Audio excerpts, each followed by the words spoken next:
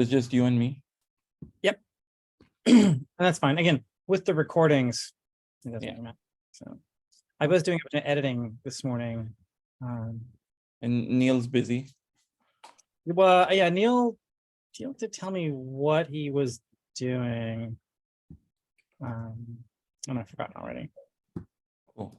All right. So last we left off was August 8th, and now we're on today's August 10th. So the next principle is, I'm not sure what the difference between stay out in front and minimize surprises. They're cousins, so I put them next to each other. Maybe I'll combine them later. And maybe stay out in front, like I should pull it in there. But we'll just carry on as it is, and maybe I'll edit that later. All right, minimize surprise. So I've said it a bunch of times so far. That's your job in 2 words.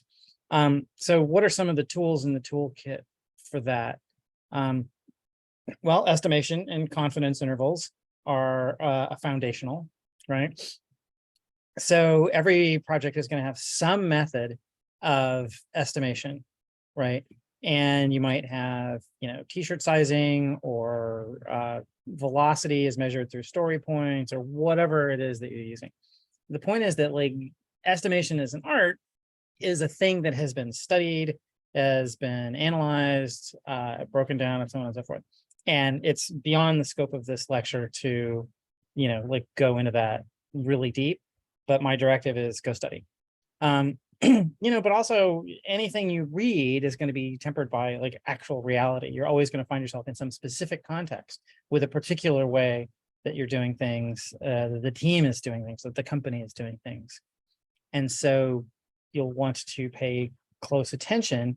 When you're an IC, you're focusing on, doing whatever it is that you're doing as an IC, but as a manager, you're looking for these sort of systemic issues, and you're looking for differences in behavior, among your staff and among your peers, and so on and so forth. So you really want to be paying more attention to this than you would in your previous life. And how do you do that? Well, you pay attention. It's good to, like, notice, like, not just your failures, right? Like, certainly when something's late or whatever, you're gonna be like, okay, why is it late? You can do, failure analysis and what have you. But you also want to notice, like, what's working well, right? And if you have somebody that's really reliable, right, like, talk to them, say, okay, a lot of people are bad at estimating. What do you think you bring to the table that makes your estimates, more accurate, or whatever, right? Like, just, be curious. That's another, sort of big picture of being in leadership is it's not just, like, pointing and barking orders. It's curiosity. It's constant learning from the environment. And be aware that, juniors almost always are bad at estimation. You ask them how long something's going to take, and they go, or, they might have a lot of confidence and still get it wrong. And again, there's no hard and fast rules here, but whatever system you're using, monitor for who's doing well and who's doing poorly, and make sure that, sort of segueing into it, the part B here is, you want to be communicating constantly about where you think you're at. Now, not to the point of ridiculousness, right? Like, you're not, like, pestering your boss every 5 minutes or whatever. But it's not just your boss, right? Like, aggressive communication is not just frequency, but it's also, like, to whom do you speak, right?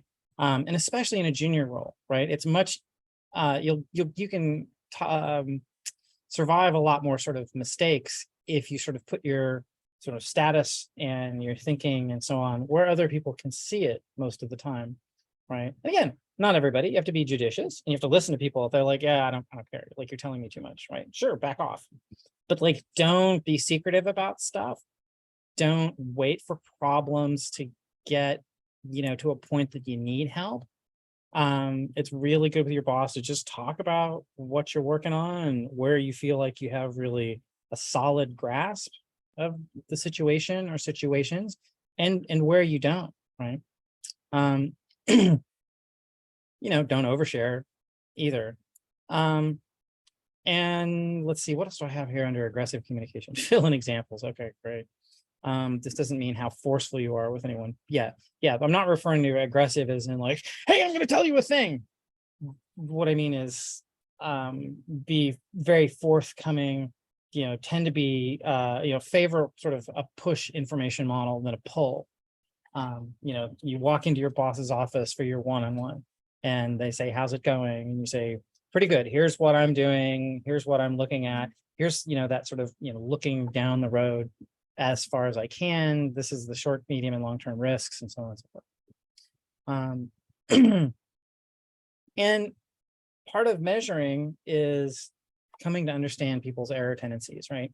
And so when someone does give an estimate, if you've got your own little dossier either in your head or written down on their tendencies, whether they tend to overestimate or underestimate, don't be afraid to, sort of push back and say, is that taking into account, the fact that you tend to whatever their tendencies are. And if they, put something in the schedule and you just don't buy it, right? And you can back it up, you can go to them and say, I'm going to go ahead and pad this, or I'm going to go ahead and shrink this down, and you can be mad about it.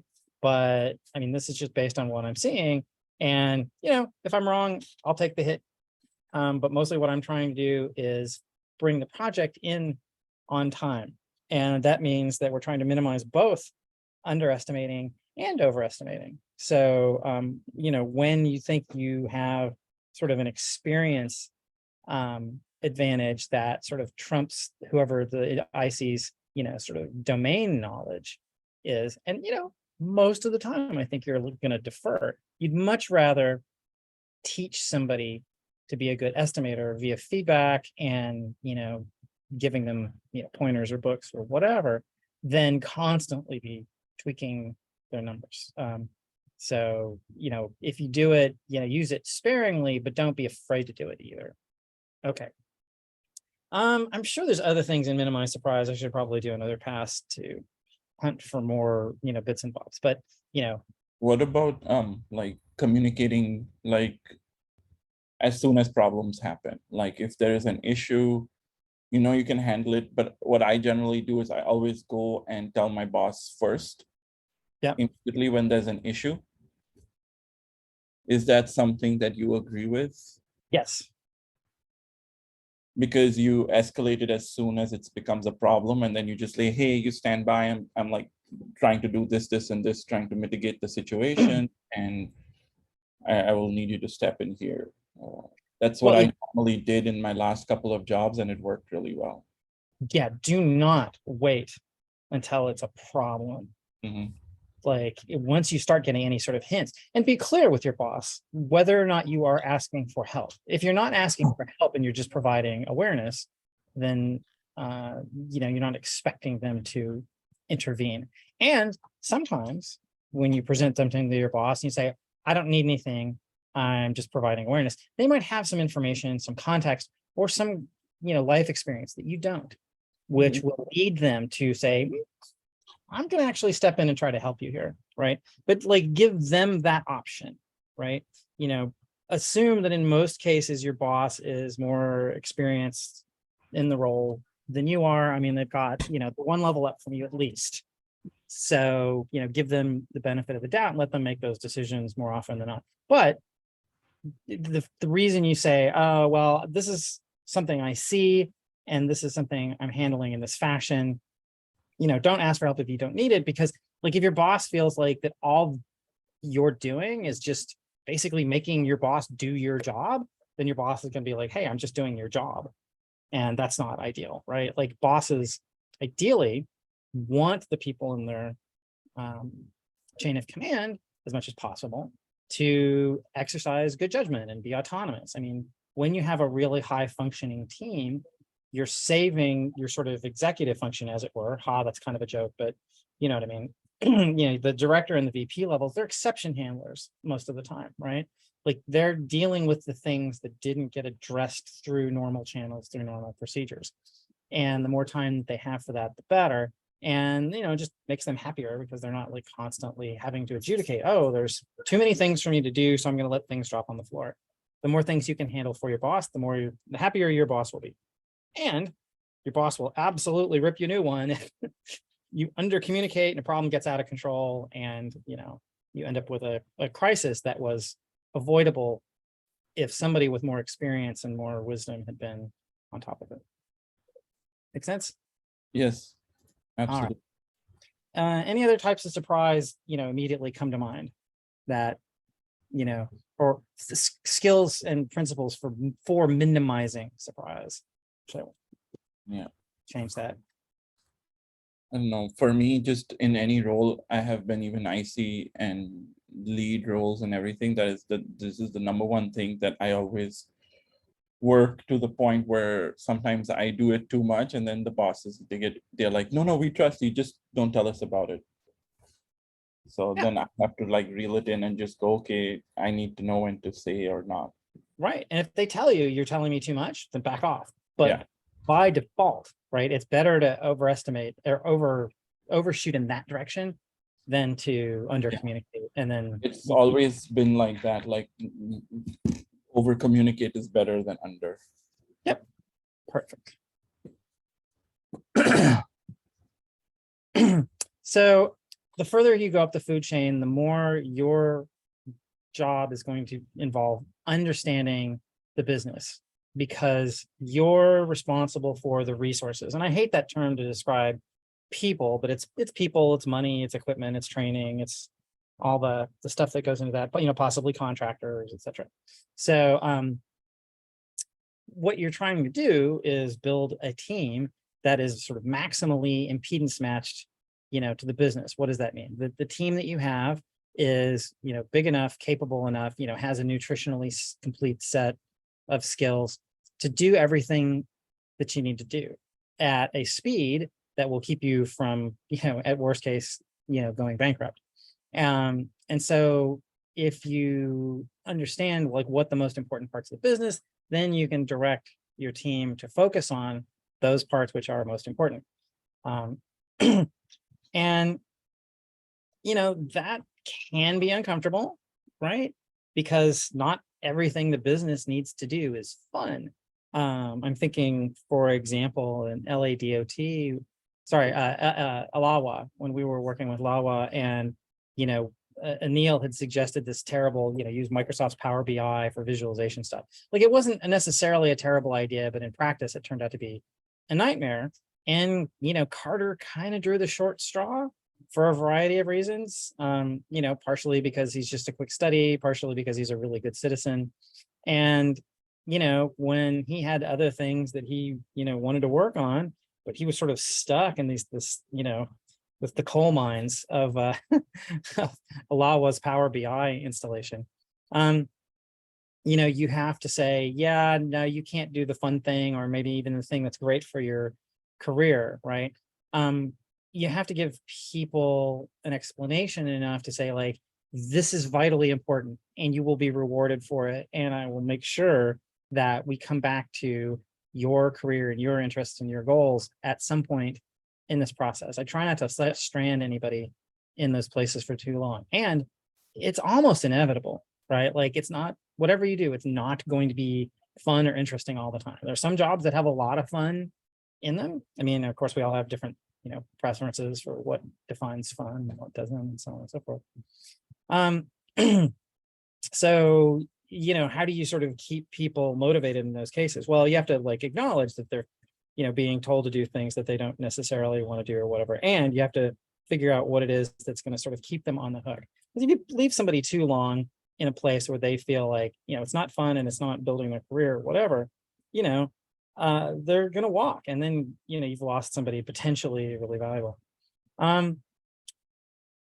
Another challenge is that sometimes you have to let people go, not from any fault of their own, but because the situation changed, right? Like, I know if we'd hired any hardware people, we were thinking about hardware at the beginning of Lacuna, about sensors and some other things. And if we'd hired any hardware engineers to go pursue that, like, once we realized, yeah, that's just not a winning proposition and it's, too much capital or whatever, we probably would have just had to cut them, right? And again, nothing to do with competence. It's just like, does it meet the business needs or not? You can't keep somebody around just because you like them. or because they're doing their job well, if that job is not contributing to the success of the business. Sometimes you have to kill pet projects. I know that we had a GUI in the early days of Lacuna that was written by a contractor named Tim, and we loved him, and Tim did a great job, and it was, it was a project that was coming along nicely, and there was a strategic decision made at the exact level. It's like, okay, if we build the back end and the front end at the same time, it's going to look to everyone like we're trying to monopolize everything having to do with MDS and EOMF and so on and so forth. So, in retrospect, it wasn't a great choice, but it was a choice based on the best information we had at the time.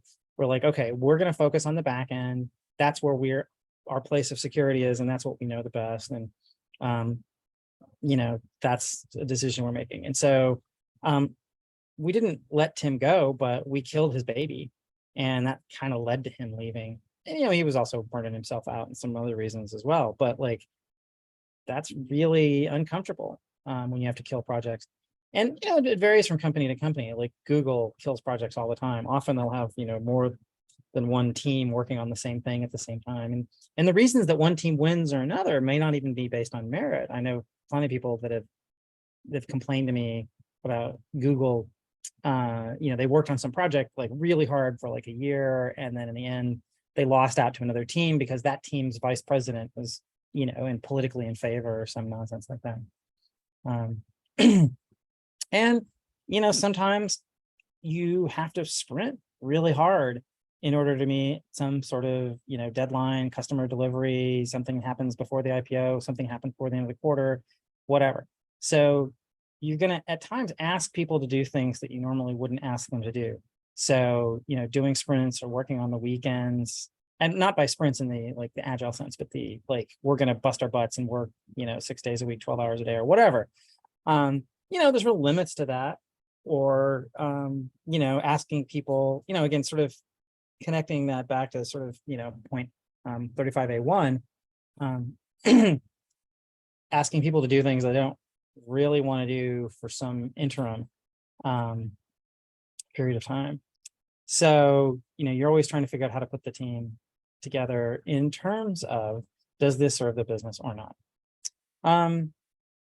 Point B, the higher the go, the more you know. So like the difference of sort of the expectations around sort of how much have you internalized the business, if you're a line manager, is lower than if you're a director, is lower than if you're a VP. If you're a VP, you better know the business backwards, forwards, and everything in between, and be able to articulate that to your directors. And again, you're not going to make your directors know everything, but your directors are going to have some scope, and you're going to tell the directors everything they need to understand why their scope is important, what the limits of that scope are, and why they need to execute on certain goals on certain timelines, so that that can be, sort of communicated down the chain of command.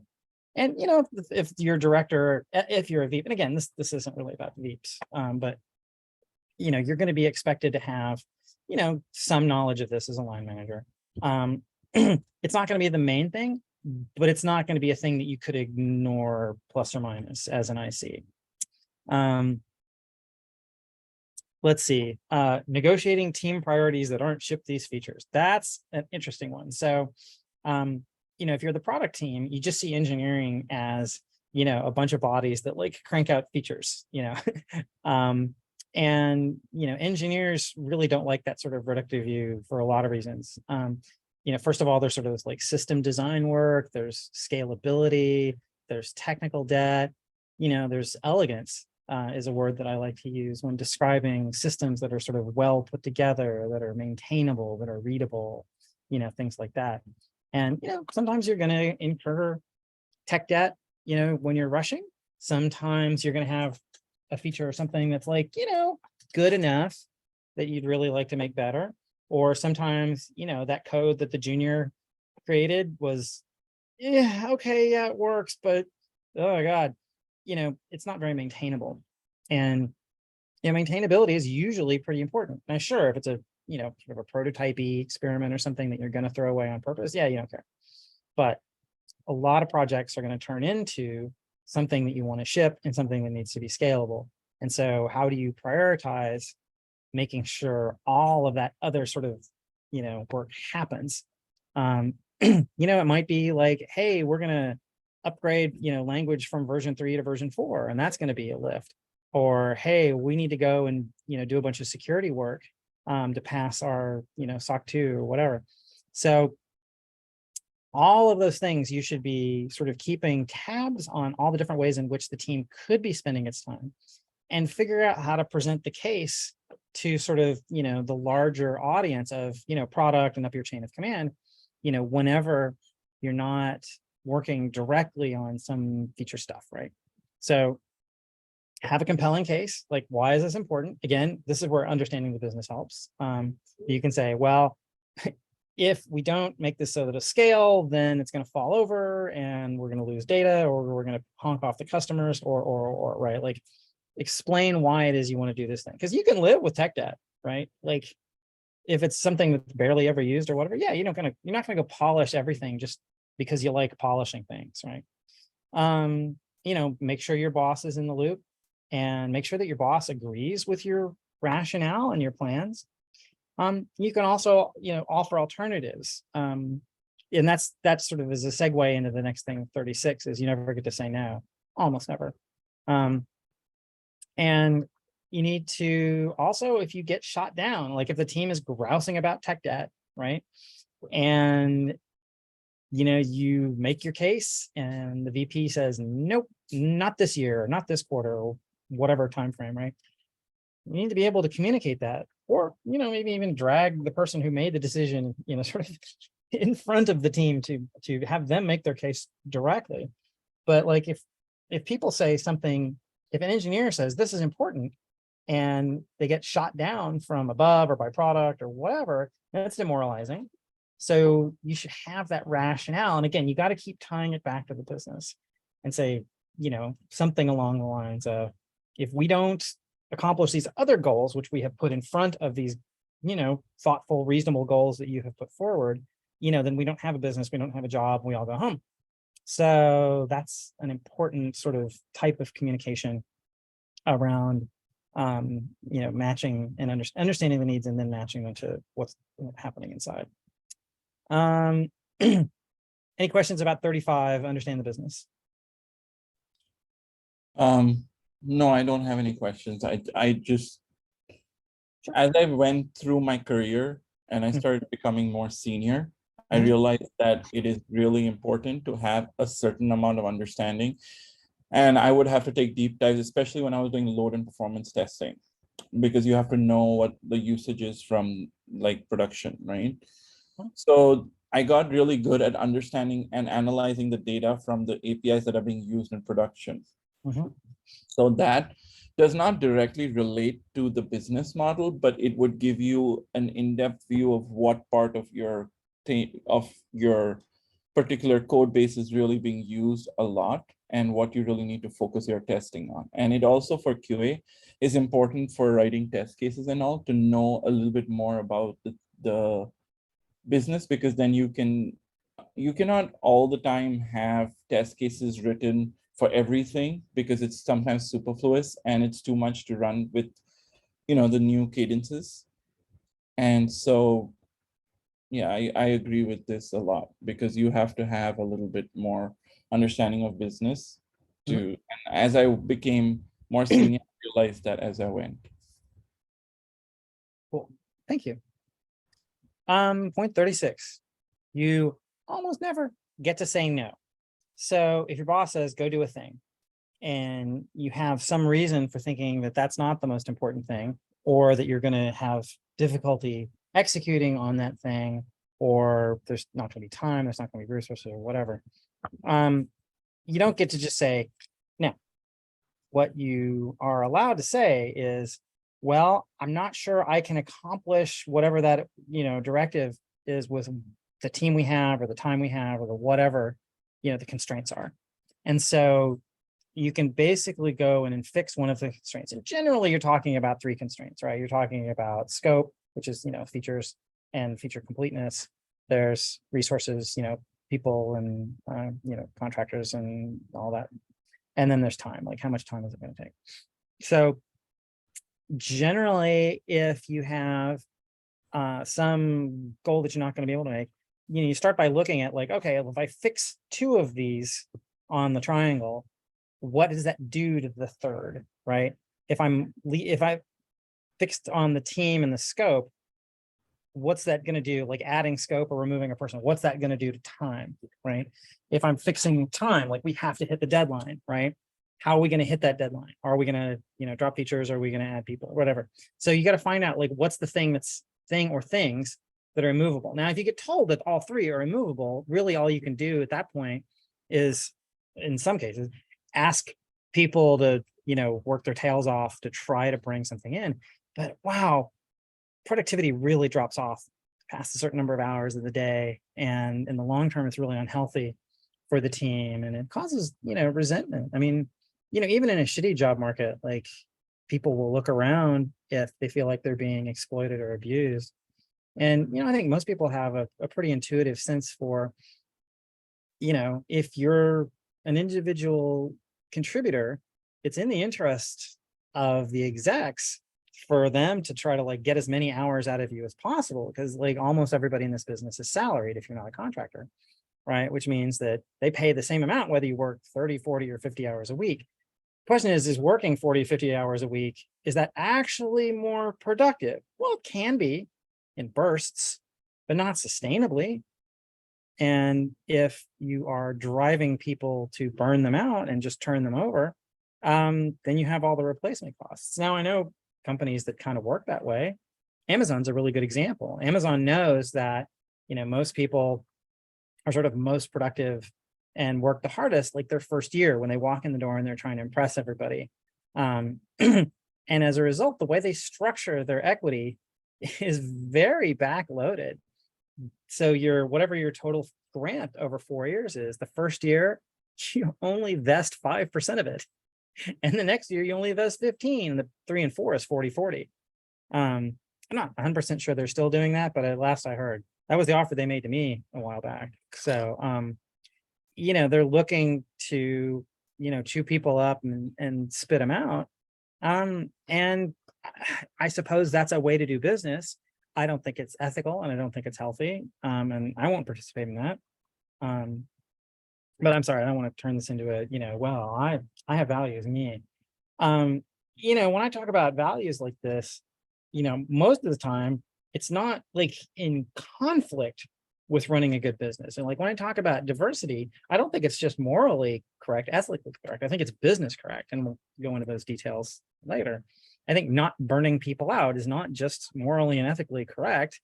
I think it's business correct most of the time. Like there's no hard and fast rules in this. Like there's no physics that's inviolable and completely reproducible of leadership. So that's why I talk about principles and not like laws or the math of this or whatever. So you have to figure out what options you can present.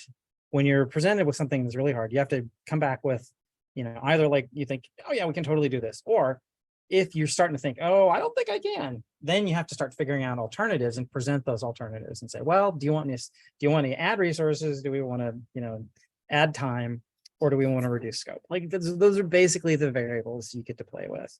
And so coming back to your boss with, some sort of set of alternatives from which from which they can choose. Yeah, there you go. Grammar is the right way to do it. You can't just say, yeah, no, we're not going to do that, or we can't do that.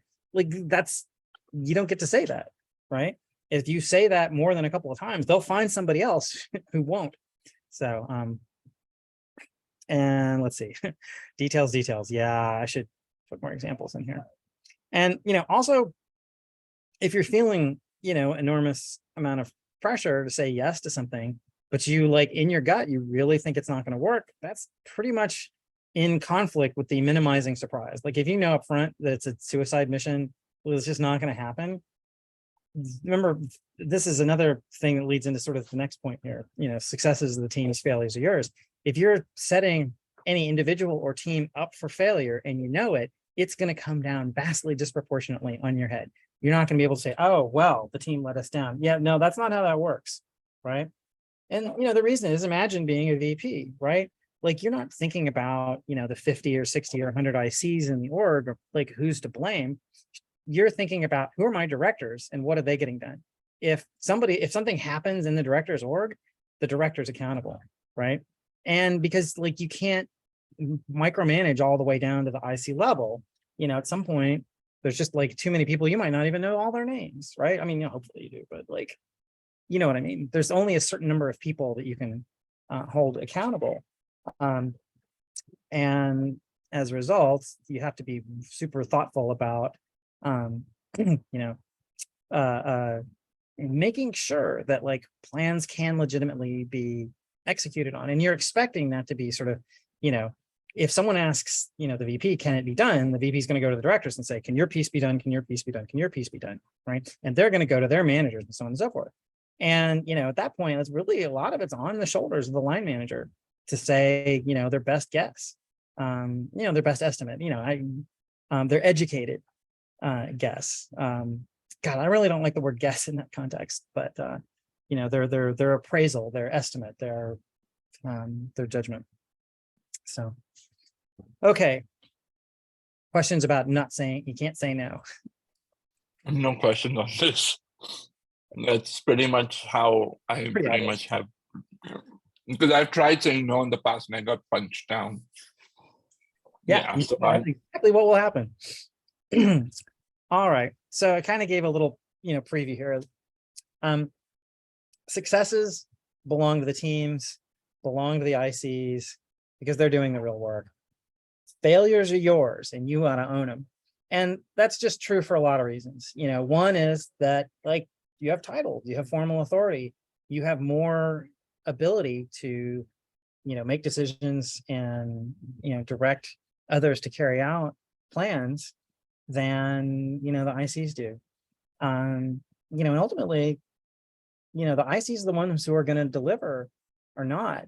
And so your job of, once it's parenting is not really the right word, but in any sort of asymmetrical power relationship like that, if you have increased responsibilities, you have increased authority, you're going to have a much increased level of sort of scrutiny and accountability from above. So another thing is that do not like pretend to take credit for things, right? Like make sure that when anybody says anything nice about the team, you say, oh yeah, the team's really killing it. So-and-so worked really hard. So-and-so came up with an excellent design. So-and-so really, dotted all the I's and crossed all the T's or whatever it is, right? Don't try to take credit for things like, because people see right through it if, you talk about how awesome you are in any kind of leadership role. And it might be a little bit of false modesty. You might be completely awesome at your job, right? Doesn't matter. The ability for the team to execute, ultimately, that's what your job is. Creating that environment with all these other skills and principles that we've been addressing so far. That's the thing that you're going to be judged on. Now, there are people who try to get ahead by stealing other people's ideas and presenting this work as their own or whatever. But man, people hate you for it. It's a very sort of short-term sort of strategy. Like the minute you get a reputation for it, like people will just like completely avoid you, like you've got leprosy. So, be real clear whenever you're talking about something awesome that the team did, do your best to attribute it. And even if you don't fully attribute it, make sure it's clear that it's not your work directly. And, again, there's no like iron law of any of this stuff. Occasionally you might do something like that's really great. Like you might have some patentable idea or whatever, right? Like, okay, you can take credit for that, but those are going to be vastly outnumbered by the times that it's somebody on the team actually doing the work. And, own your failures, right? Like it's understood that your sort of level of accountability and responsibility is going to be higher. And if you're like ducking out on that, people are going to see that as well. People that are your peers, people that are in your management chain, people that report to you. If you're evading responsibility for stuff, then it's going to be visible and it's going to destroy credibility and trust. And, you might be afraid like, oh no, I'm in this job and I can't acknowledge that I screwed something up or whatever. That's going to look really bad for me. No, I think it really isn't. I think that anytime you're in a role where you're, expressing humility and doing your best and you're open to feedback and you're clearly improving, by listening to feedback, by making the effort, people will tolerate a huge amount of mistake making as long as it's not just egregiously stupid. Basically, any given type of mistake, you can totally make it once. You get like all sorts of mulligans in all sorts of different fields, right? Sometimes once, sometimes twice. There better not be a pattern. You better be able to learn from what happens. And, honestly, mistakes are the best teachers. So owning those mistakes means that you're owning your education and then you're basically just being an adult. I mean, adults, own their shit. So that's what people want to see. That's what everybody wants to see in someone that's taking on a leadership role. Okay. Again, some more notes for myself. I need more anecdotes. So I should collect some of those. Okay. Questions about 37. All right. Yep, that pretty much makes sense. All right. It's a little bit of a downside of leadership, but Oh yeah, there's all sorts of things about it. But I will tell you, in all honesty, I have seen in certain situations the opposite happening, where we would get thrown under the bus for being ICs, and all of our successes were given to our bosses and they were promoted. It happens, and that just means you have shitty leadership. There's nothing you can do about it other than, go and read the Glassdoor reviews on the company before you take the job. And this was before Glassdoor. Okay. I mean, I've been working since 2004, so this was before that. I mean, the reason we talk about it is because people do get away with it. Like everything I've said here, you've probably seen once, twice, or 10 times somebody doing the opposite and being shitty, right? And the reason is because humans are broken and stupid and wrong, right? Like we all are. We all have our shit. The question is, are we striving to be better versions of ourselves, right? And not everybody is. Like some people are looking for loopholes to exploit. They're looking for situations to be gamed. And, there's a certain fraction of just bad actors, sociopaths, whatever. And, I'm assuming that most of the people I'm talking to are not that way. The people that I want to teach and tutor are not that way. Now, I'm sure there's, if I were to present this to 1,000 people, some fraction of them are like, this is a blueprint for exploitation and I will, take advantage of it. Everybody else is playing nice and I'm going to come in and play mean and I'm going to win. I mean, I can't fix those people. All I can do is have the stories about that. I mean, they're out there. And sometimes those people become CEOs or whatever. There's a tendency. They do. Yeah, they do. And they basically do succeed. They do succeed. They thrive. I've only seen these people succeed, Tomer, in my experience. I have seen them thrive on throwing people under the bus and stepping on people's back, and they take people who are nice as weak. Well, you want to make sure you protect yourself and defend yourself, right? You need to present at the office as someone who, you're not going to just let people walk over them. And, it can be scary to speak out against somebody, especially if they hold, formal authority either over you or just, sort of in the organization or whatever. But in cases like that, if I see somebody that's behaving poorly, right? Like I have to make a choice. Do I want to stay in an organization like that that's going to reward that sort of behavior? If so, I mean, it's just a sick organization and I'm looking for the door. If, on the other hand, those people are relatively isolated and I can call attention to their poor behavior, sometimes it gets fixed. Like there was totally this sociopathic head of program management at PacBio, and she was awful, but she was a politician and she was super quick to take credit for other people's work and super quick to blame everybody but herself whenever there was a problem. And I went to Hugh and I'm like, have you been watching so-and-so? Like, have you noticed that like she never actually does anything? She just takes credit for other people's stuff, and you know, she's very well polished and she's very well spoken, but like dig under the hood, you know, and he's like, okay. And like 3 months later, they didn't fire her, but they sort of, you know, put her off in like a little, you know, box in the corner, and they took her best lieutenant, who was really great, and they elevated her. So like it can be done. You know, and again, like the world is full of broken people and bad actors, and you know, you just have to deal with it. But that's, I mean, we could talk about that stuff for hours. You know, just be aware of that stuff and minimize their ability to take advantage of you, right? And maybe that's a whole topic. I'm gonna put that down. I'm gonna put this down in the unsorted area. Thank you for pointing this out. How to avoid being exploited. Every org has bad actors. How do you defend against their unethical behavior? Okay, we'll come back to that. I'll give some thought to that and see about filling that in. All right. So we got 15 minutes. I think I can cover this in 38 in the last 15. Okay. So another thing is team that you want to have some sense of is team composition.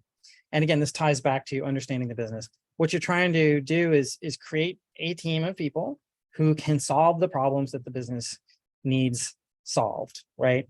And so there's, you know, the skill sets, obviously, but also there's sort of, you know, seniors versus juniors versus, you know, principal engineers or what have you. And there's a whole discussion topic of like, okay, why don't you just hire all like ultra senior people? You know, well, just as a tiny answer to that, well, they're expensive. There's not a lot of them. They don't want to do a lot of the grunt work, and they might have a bunch of biases about like how things are done. It's great to have juniors who like don't know how things are done, because sometimes you give them a problem that, you know, everybody else thinks, oh, it can't be done, it's been tried and failed or whatever, and then they'll go off and like find something new because they're like, you know, they're fresh out of school, or they're really curious, or, you know, they've got more neuroplasticity or whatever it is, right? But I'm not going to rat hole on that, even though I could probably. You know, and then you've got another sort of axis of composition, sort of specialists versus generalists, right? So, you know, when you're a startup company, oftentimes those are built around specialists, right? Like if you're going to do, you know, a company for robotics, you're going to hire at least one like ultra guru robotics expert, even if they don't know anything about anything else. You know, if it's big data, then it's going to be that. If it's an AI play, right? Somebody better know the domain that you're going to be operating in, like all the way to the ground, right? Somebody has to be that sort of reservoir of domain expertise. But when it actually comes to like building things, you know, you're building an AI company. Do you need a front end person, you know, who's really good at AI? No, you need someone who's really good at React or whatever framework you've picked, right? The amount of specialization, you know, doesn't matter past a certain point. And so, you know, what I imagine, and I should probably put my little diagram in, I always have this little 2x2 of sort of, you know, there's the axis of specialist generalist, and then there's the axis of seniority. And what I'm looking for is like 70% senior-ish and 70% generalists. So usually your senior generalists are sort of, because they have the most flexibility generally, and again, because you're never going to know perfectly what the needs of the business are. It's going to be evaluated as you go. Even established companies, you know, the market forces change and technology change and so on and so forth. So you have about, you know, 50% of the people up in that quadrant of senior generalists, and then, you know, 20 in these other two quadrants, and then, you know, junior specialists. You know, you probably only want like 10%. And again, those are like starting points, right?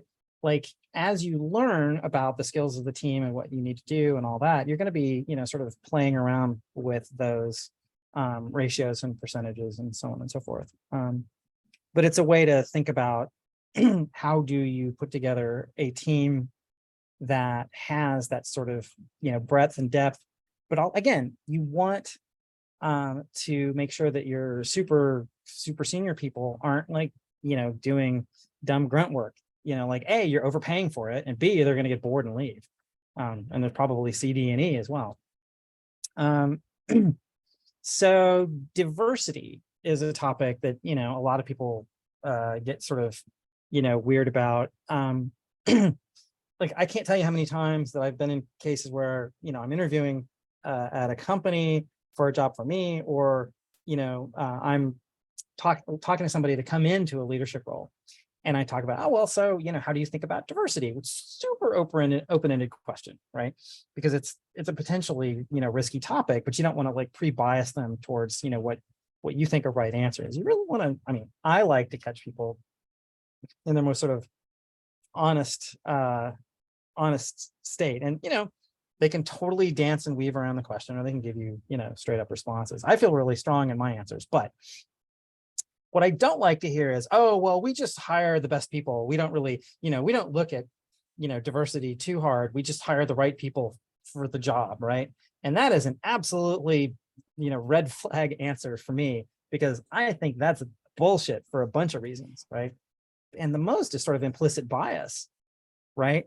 That if all the best people all just like happen to be, you know, white, Indian, and Chinese guys, you know, in their, you know, between the ages of 25 and 32, you're going to create, you know, not exactly a monoculture, but something approximating a monoculture, because those people, you know, and inevitably, you know, you're likely to end up with a disproportionate set of dudes because they look like engineers, because there are stereotypes, right? Now, stereotypes exist for a reason, but the question is, are the reasons that the stereotypes exists, are they self-sustaining at this point? In other words, are you running out otherwise potentially qualified people for reasons that have nothing to do with anything other than they find themselves in environments that are sort of monocultural enough that they don't feel like they can ever get a word in edgewise, that people are going to look at them and say, what's she doing here? Or, you know, somebody with, you know, with dark skin, and they go, oh, well, okay, well, you're whatever, everything that comes out of your mouth is suspicious. And again, it's rare that those sorts of biases are like, you know, here, those sorts of biases live here, you know, it's sort of the base of your brain, you know, and they're built on decades of, you know, cultural indoctrination of various sorts. You know, we don't come out of the womb with these biases. They're taught to us by, you know, our parents and our peers and our teachers and whatever, and they self-perpetuate. You know, and I'm not going to go like super deep into the sociology. This is about as, you know, as deep as I care to go into it. But when I talk about diversity, I think it's not just ethically correct that, you know, you should give people a shot based on can they do the job and not do they look like they can do the job. And that's why the interview process is so important. And that, you know, what's one of the reasons I don't look too closely at resumes a lot of the time. I want to see, like, what can people actually do? Because so many people that are, you know, say, you know, from lower income backgrounds, you know, it doesn't mean you're not smart. It just means that your family didn't have a lot of money. And that sort of pre-filters all along the chain in every country that I know of, whether or not you're likely to get the education and the credentials walking into that first developer job. And that's why I've been so fussy about being willing to give people a chance if they don't look like it. You know, even if they're like a young, you know, white guy or whatever, like Carter, right? The reason I bring Carter up is because, you know, today you look at Carter and he looks like a programmer, right? Carter has a degree in painting and he was working in Zipcar in field ops. He was driving cars to, like, you know, from parking lots all over Boston to go get oil changes and stuff, right? And the kid freaking taught himself like how to write code, and I gave him a shot. And, you know, nobody else would, right? Like he had been, you know, trying to get that first jump at a bunch of other companies. But the fact is that we opened an intern program at Zipcar, and he showed up and said, can I be an intern? And, you know, sat him down at the whiteboard and made him do some stuff, right? And he seemed really good, and like, he's amazing. I mean, you worked with him. Like, Carter is absolutely phenomenally great, right? Yep, I did work with him. He looks like a programmer, but his resume sure as shit didn't. And, you know, Julie, one of my absolute favorite, you know, ex-colleagues, you know, her first interview, you know, she was basically fresh off the boat from Hungary and her English was pretty shaky. And, I extended an interview from the initial screen from like 45 minutes to 2 hours to just give her a chance. And now she's a director at Google, right? Like, I'm not going to detail every step of the Yeah, way. I heard about her. She was supposed to come, but she took the Google job instead. I mean, they offered her like 50% more. So I mean, you can't help that. Yeah. So anyway, I feel like I'm tooting my own horn a little bit here. Let's talk about like sort of the principles that have nothing to do with me. I think it's okay to toot your own horn. It's your course. I mean, I don't see that as being wrong, but I'm not here to say, look, I've done amazing things. I'm here to talk about principles that are supposed to help you and everybody else listening to this. But it helps me understand the principles when you give examples. Okay. All right. So when you give examples, it really helps me understand in these kind of situations, what do I do? Because for me, I have very few people who want to mentor me to become towards management. This is the first company that's done that. The other ones, it would make it very ambiguous and very like a black box, like you just don't know. And it was like a if you know kind of situation where you either have it or you don't. And it needs to be broken down. It needs to be given. And it's like, it's really helpful to me when you give the anecdotes. Okay, great. So why do I think, diverse teams are likely to be more effective? Well, you have a broader set of experiences. A lot of companies are finally waking up to the fact that like if your developer pool looks something like your customer base, you're likely to get a product that, you spot the reasons why it's not going to be a great match for your customer base, long ahead of time. And it's also true of your product teams as well. You're looking to minimize groupthink. If you have a bunch of, frat bros that were all, Phi Kappa Psi or whatever, and like they've all got their like really tight culture, then all it's going to take is, the tiniest nudges for them to like just all lock in on like, yeah, and come up with sort of, potentially less creative, less expansive solutions to things. And, 3 is similar to 2, but more constructive conflict. In other words, not the sort of like knockdown, drag out, like I hate your guts, for disagreeing with me, but the, well, have you considered this or have you considered that? And, I find this especially true with people who, are like neurodivergent or whatever, like, because, a lot of people are. And if nobody's there to sort of like represent them or like bring different perspectives to the table and call out implicit biases, when those biases affect, the people that are in that, smaller group, whether it's, women developers or, people from a particular country or whatever, right? Having a little bit of healthy, challenging each other, I think is really good. Maybe not the perfect example, but you think of the Beatles, right? Like, I don't think that John Lennon or Paul McCartney really did all that much great work after the Beatles broke up. But while they were together, it wasn't always comfortable for them. John pushed Paul, Paul pushed John, right? Like each of them had like sufficiently high standards and taste or whatever. And again, they weren't like super culturally different or whatever. But the fact is that like when you have somebody that's willing to challenge you, it pushes you to do better work, even if it's uncomfortable. And I sort of already touched on this briefly, you might be more representative of your customer base with some diversity. But also there's a huge piece of this is that you're likely to find undervalued talent, right? And, it sounds sort of vaguely exploitive, but like, I was able to get Julie cheap. I was able to get Carter cheap for a while. Eventually like they were performing at a high level and they got their paydays. But for a while, I got incredibly great work out of them for like no money. You might think, well, that sounds kind of shitty. Well, okay, come on, this is capitalism, right? Like that's just the deal. No, I mean, that happened to me too at Yahoo. I was undervalued and I was paid very less and they would not give me a promotion. So yeah, that's happened to me too. Having said that, right, like when somebody comes in and they're sort of an unknown quantity, you can get away with paying them lower for, some period of time. Eventually it'll become obvious that they're, if they are really good, right? Julie or a Carter or I can name a bunch of names, but, you better stay out in front of that or you're going to lose them. I mean, you might lose them anyway, right? They might have bigger, they might grow into ambitions that you can't satisfy. But I think it's better to stay out in front of that than having to, hire replacements. Now, some companies like Zipcar would hire people based on sort of, their passion for the mission, and pay them less because people were willing to, receive less money to work on something that they really believed in, right?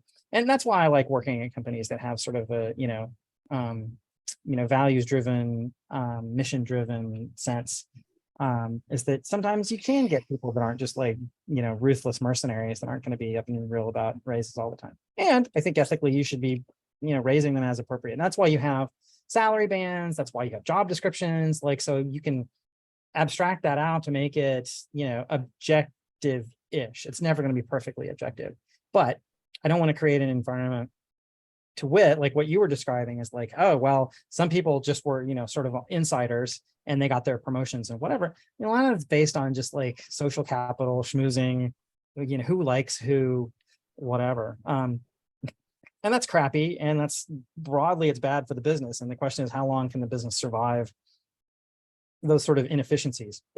Some companies indefinitely. Google certainly can. We're a little low on time. Can you go over just a smidge? Yeah, I don't have anything after this. Mine is the next thing is at 1:30. Right. So the thing is that there's, when people think of diversity, you're thinking like, hiring women, hiring, people of African descent or whatever, but there's a lot of kind of diversity above and beyond, gender and skin color, whatever. And one of the biggest is neurodiversity, right? There's a lot of people who are on the autism spectrum who are in software. There are a lot of people with like, ADHD, a fair number of people with PTSD. So and which I guess PTSD is not quite the same thing. I guess that's sort of mental health, but the question is, can you create a high functioning engineering team out of people that aren't all on the same, sort of, neurotypical wavelength? And I suppose there are contexts in which that would be really hard, but I think it's a thing worth striving for, again, because people are coming at it from a different perspective and they have different views and what have you. And, you have to really factor that stuff in. For example, during an interview, if someone won't make eye contact with you, it doesn't necessarily mean there's anything wrong with them. They just mightn't be, on the autism spectrum and really struggle with that sort of thing. If you phrase questions really ambiguously, autistic people, some of them can really struggle with that. And I don't mean to pick on autistic people at all. I mean, I've got a couple of different types of neurodivergence I'm not going to go into. But having that as one of the, sliders on your team, again, you can find people who can really produce, but, they seem, a little off or a little weird or whatever. And if like you don't make an effort to understand them, that might be sort of uncomfortable as a leader, especially if you're going to be like managing them. If you're like having to deal with someone week in and week out, are you going to make the effort to sort of try to meet them ish in the middle? Or, are you going to try to ask them to like, oh, can you just pretend to be normal? In the autism community, it's called masking, right? A lot of autistic people sort of, they're not exactly out in their autism because they've spent their entire youth like trying to conform to how everybody else, sort of wants them to be or whatever. And I think it's cruel and it's messed up. And it's just another form of inefficiency. I try to take people where they're at and I try to learn about, different types of people and what their struggles are. Julie was really interesting to learn about like all the various sorts of sort of expectations and assumptions that she brought with, from Hungary and brought with, in her, limited experience being a woman in technology. Mental health, there are people who really struggle to stay on task and maybe they can be great if they take their, Ritalin every day or whatever, and otherwise they don't. And again, like that sort of, a lot of people with ADHD, like you think of them as being scatterbrained, but they can also hyper focus for hours at a time. If they get like in that groove, they can get into that flow state very effectively, some of them. And that's actually something that's really great, right? Like if you give somebody a task that they can really just put their head down and like dive into it and just crank it out.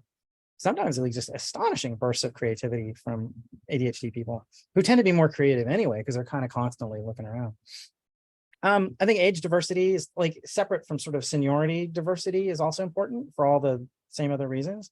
You know, like I'm really glad that Michael's like 60, 61. I'm glad he was able to pick up another tech job, you know, pretty frequently.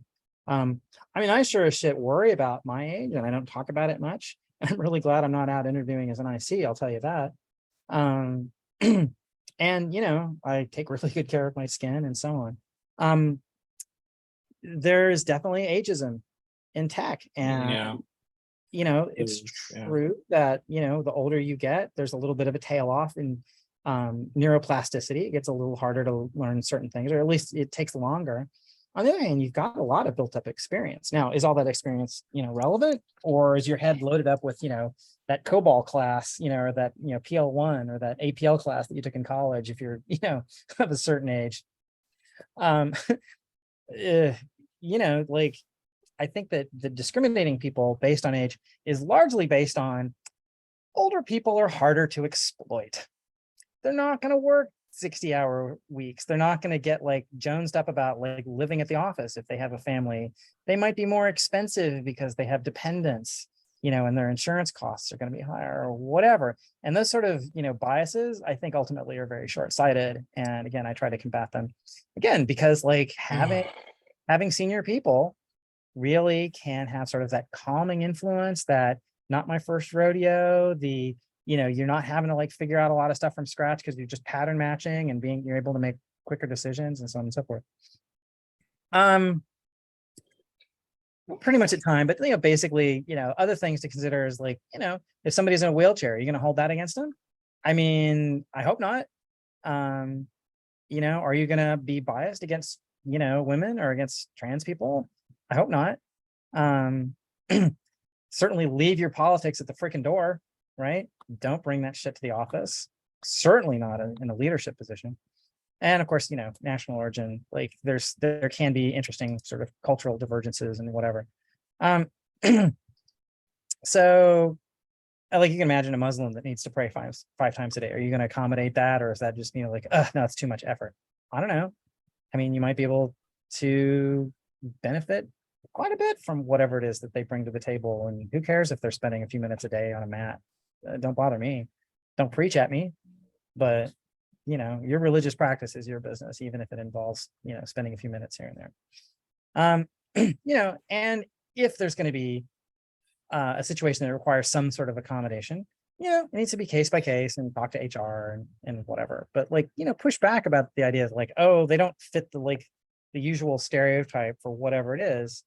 You know, I think that's, again, I think it's less, not just ethically correct, but less sort of business correct. So, and I made a note about onboarding. Okay, I'm gonna say that's a good place to stop. My throat, you can hear my voice is getting a little bit ragged. Yeah. It's fine. Okay. Thank you, Marie. All righty. And we will pick this up next Tuesday. Tuesday. Cool. Thank you. All right. Take care. Bye.